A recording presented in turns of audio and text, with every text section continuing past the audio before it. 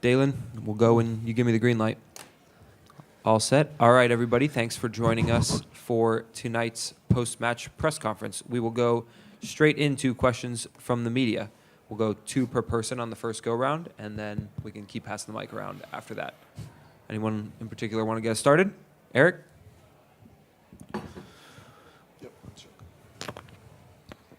Josh, I think back a little bit to early last year, and some of the conversation coming, especially from you, was about, for instance, a player like Diego Fagundes and how he is on a new contract and wasn't providing what maybe you thought the value of that contract was. With somebody like Sebastian Driussi, he just hasn't had the impact ever since he signed that big extension, made him one of the highest paid players in the league. Do you guys need to get more from him? Is he at the point where he's getting rewarded and not holding up his end of the bargain? No, I think Seba's an extremely important player in our team. That goes, that's stating the obvious. Obviously, we need him to give more and to score more, and the entire group needs to. I think the game is about small margins today. They didn't create a whole lot. We didn't create a whole lot, but it's about making some plays. I think we did a decent job penning them in. We created a lot of shots, a rival, and decision-making, execution in the final third were again lacking. And it's not to say that we're not doing a good enough job, but when it comes to those critical moments, it's not. But it's not just Seba; it's the entire group. Again, there's opportunities there. I think Seba has a couple chances. I think G has a chance early. Owen has a chance late in the game. CJ. So I think there's for the things that we got to do and who we are against that opponent, knowing what the roster's like and the players and the way that we have to go about a game to try to have some level of control.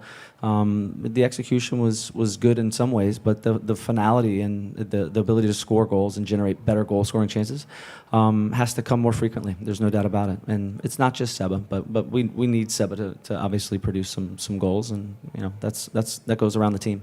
And then I know hindsight's 2020, but given you have 5 subs to work with now, you have a really deep bench at center back. How does a player play on a yellow card for as long as Hindsight did, knowing that that's a risk that he could get a second and get sent on? I think these guys have played for many, many years. I mean, it's just part of the game. You learn how to manage certain situations, and you have to deal with the game. And as it comes to you got to know the risk and the level of risk. But I don't think it's any different than any other player on the field. I don't know how many times Brendan's gotten a red, but center mids, you can't just take guys off just because they have yellows. I mean, it's just part of the game. Thanks, Eric. Who wants to go next? Colby? I guess first 10 minutes, last 10 minutes, I'd say energy was pretty good. Yeah. What would you have liked to have seen, especially early second half? Maybe didn't seem there was much urgency. I guess what would you like to have seen more of? Yeah, it's part of that is exactly right. I think we have to bring the ball into the attack with a little more speed. We have to get closer to the opposition. We're not going to be able to break lines when we stay 15 to 20 yards away from getting center backs to address the opposition's midfield line, or Pepe moving into positions where he can face forward. So the quicker we're able to address a line and bypass some pressure, we can move into the attack. And when we move into the attack, again, especially against this opponent, you can sustain attacks. It allows you to bring numbers up, and it puts them further from goal for transition opportunities. We know how good they are in transition, and certainly when they make some changes, and they have some athleticism and speed. But run a play. They didn't create a whole lot. The goal is obviously poor defending. I mean, we could have dealt with that much better. There's a number of guys that could have dealt with that, and that's the difficult part. We have people there. It's an individual dribbling. He gets by 3 guys. We can deal with that much better. And vice versa. When we have these opportunities in front of goal and we break the last line and we have guys right, can we pick out the right pass? Can we give the right weight? Can we, again, get more numbers in spaces that are going to complete some of these actions? And again, we've got some subs now, I guess. So I would say, at last we got back Julio and Danny. It gives us a fairly full bench for the first time in a long time. So, but we still got to go out and play. Competition is important. That's also what now will be able to push us forward. But we're close to the playoff line. The objective from the outset this year was to make the playoffs. We know what our roster was coming into it. We know how light we were, and certainly the quality now is going to get some additions when we get these players in, and that's much needed, as we've known. And we got to continue to push, and it's going to be tight down the stretch. There's no doubt about it. Yeah, you're talking about decision making and execution in the final third, but that's something we've heard from you before. Sure. And I'm just wondering, is that kind of the level? I mean, is that where these players are, or I mean, do they have capacity to do better? And if so, then what do you do to help that along? Well, I think you bring in, again, we're bringing in players that can help that. You bring in players with a little more quality, and that helps give, continuity to the game. And, it's not to say Obrian doesn't arrive in good spots. How can we pick guys out in front of goal and vice versa? Owen, when he gets around the edge, can we find the final actions that bring us, clear-cut chances? The good part was we got behind the line a lot. We put balls in front of goal. We also have to arrive in those positions to complete it. You take away a lot of the things that Seattle did. I don't know the expected goals and so forth, but we have plenty of the ball.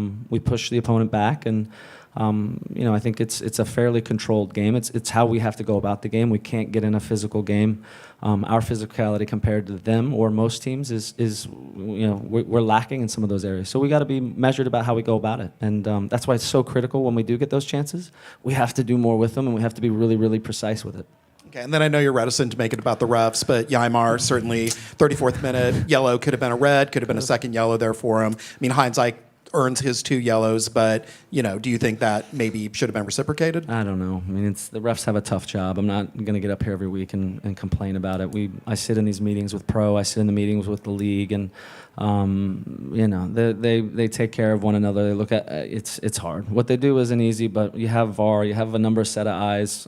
Consistency is what we look for. I think the only consistency we've seen is the inconsistency. So it makes it challenging, but I can't say too much about the refs. Eric? Yeah, Coach. Regarding the 3 new signings, about how soon can we expect them to feature for the team? As soon as they're able to. Well, Zvatak's is not in market yet, but Buka's been training with us at a pretty good level. He's probably closer from a fitness standpoint, just because he finished a little bit later than Mikel. But they've been getting good work, not only in the training sessions but post. They trained this morning. We know we got to get them acclimated, but we won't waste much time. As soon as they're able to get in, we'll start utilizing them for sure. And Charlotte's the first game that they'll be available. And then regarding Zardes, he had 2 goals last week. Yeah. What made this match more difficult for him? No, I think it's every game. I think they have a very physical back line, but we arrive well in and around their penalty box. We have a lot of possession in there. We're getting behind the line. Sometimes there's early service. Sometimes we could be a little bit better with getting to the end line just to force that back line to face. But Giassi had a couple serves, but again, I think it's more about how we can collectively move into those positions. And when the service is good, Giassi can take advantage of it. You saw Obrian to Giassi last week, and that's a little bit there today. I mean, Seba's chance with his header, a couple of chances that we got are similar to that manner. But we don't have guys that can really break you down 1v1, so we got to use the collective. I mean, that's a big part of what we understand, understanding who we are and what our strengths are. So we got to do our best to execute better in those areas and try to minimize and manage the opposition in a good way. And I think that gives us the best chance to win these games. It's where we are currently. Thank you. Jorge? Yes. Josh, on the last 6 games, we have 4 goals. Mm-hmm. Today, we have 6 shots. And, what everybody's talking, actually, on the middle of the week, on your media conferences, you are very positive. But after the games, everything changes. How can you be a positive in the middle of the week and the things like today don't work? No, I think the guys did a good job today. I mean, I think we ended up with 11 shots. I don't know how many were on target or how many Fry made saves on, but we got to do better. I mean, shot creation, shot quality is also part of it, but we got to continue to push. We had a great result last week against New York City at home. We're hovering on the playoff line, as we talked about all year, being in that space. And from Rodolfo to myself to ownership, we know it was going to be this tough. So we're in a position that's it's going to be a grind, but it's not where we didn't expect to be. And with these extra players, these new players that come. The expectation is they can come in, make good contributions and impact, and again, help us get as close to playoff spots or staying in playoff spots as possible. And in your side, after the red card, the substitution was a forward for a defender or defense, Leo for Wolff. It wasn't a time to risk to try to get the 1-1 instead of defending? Yeah, I think we did a really good job at capturing opportunities to make it 1-1. The last 5, 6, 7 minutes, I thought we generated extremely good situations and, put balls on top of their goalie. We arrived well. I think the first thing is you have to stabilize the back line. You lose a center back. You got to have some sort of stability on the back line. So bringing in a center back allows us to do that. We knew we needed some legs to get around the field. So, Diego came on. Obviously, adding Ethan helped out as well. CJ, I thought, provided a real good boost with good service and both run of play and through the set pieces. So. And his arrival in front of goal. So I think the additions and certainly what we were dealing with down a guy, it's real easy to eat a goal when you're down a guy, and you got to take risks already because you are down a guy. But I thought the guys managed it extremely well. And you're in a 4-4-1 or 4-3-2, just trying to win the ball as much as you can and move up into the attack. I thought the execution in that moment of the game was actually pretty good. Eric? Josh, I know you spoke, and all things considered, you're not super displeased about where the club is, given the context.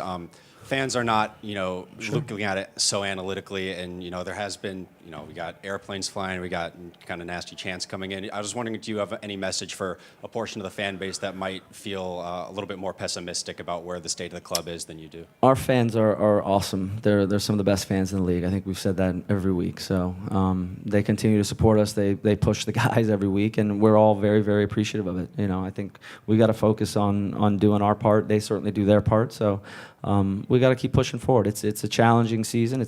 We knew that from the beginning. We're in a spot that we can achieve our goal from what the start of the year is, and everyone in this organization understood and understands how challenging that is. And we're hopeful, obviously, as we add these guys, that'll give us a bit of push and quality that's much needed, and we'll end up making the playoffs. Colby, and I then guess- back to Jorge. Okay, I guess following up on Eric's with Drusy, I know we know him and Rigoni were pretty tight. Has that maybe had an effect on him? Just when you lose somebody that you're that close with. Yeah, I don't know. I mean, it'd be a good question for Seba. I mean, they obviously play together, so there's a relationship there. But Seba's a good kid. He moves around the locker room. I think his relationships inside the locker room have always been quite good. But that would be a question for Seba, to be honest. So I know that you were talking about things being results driven and all that when media was asking about Berhalter last week, and then Berhalter has lost a job recently. Estevez, Lucha Gonzalez. So these are people that you know pretty well. Sure. You've been in the same coaching circle, same coaching tree, and all that. So just kind of thoughts about. I mean, again, there's obviously. About a third of the season left to go, but how much pressure do you feel in terms of making the playoffs? That's a stated goal. So when. Yeah. No, it remains the goal. I think it remains the goal. We're right there on the line, and as I said, we got to remain very, very, very vigilant about how we go about training. We have more guys now, which is good. You don't run the risk of any kind of injuries really hampering or hindering us. But we got some guys back from international duty. We have a fairly full, healthy group at this point, and the additions of Buka and Mikel will be quite helpful. But it's again we've set objectives, and we've been hovering in that space. Most of the season, if not higher. But we know it's going to be a grind. We got a big game against Dallas away, and as always, our fans will be extremely influential and impactful, and we got to go there with everything we can, and know that we have another game on Saturday. But the next game is quite critical. Jorge? Josh, about the airplane, I was told that 200 people put $2,000 to fly the airplane, and I had interviews with the group before the game. And I asked them, is this the time that Josh can ask for a second chance or kind of direct something to them, promising something so they don't have to be with this every single week? Yeah, Can you tell me? Again, our fans have been awesome, and they continue to be awesome. So we love their passion and their energy, and again, it's I say it every week. They're some of the best fans in the league. So we're appreciative of everything that they give, and in turn, we'll continue to work hard and give it back to them. So you think you are giving enough for them to be happy with the team? yeah, again, we're going to continue to compete. The guys hang in there, and every week it's a challenge. We just won at home against New York City. It's disappointing to lose tonight against Seattle, who's a good team, but small margins. It's there for both teams to win, and on the day you have to make plays, and they were able to make a play first, which changes a little bit of the game. The red card doesn't help, but we got to do better with the opportunities that we have and create more chances. And when it comes to defending, it's the same. You have to make the plays that are in front of you. There's requirements in this game at both ends, and the guys got to continue to push. It's what this league is. There's a lot of parity. It's a grind, and we got to keep pushing our guys forward. Anything else for Josh? All right. Thanks, everybody. Thanks, Josh.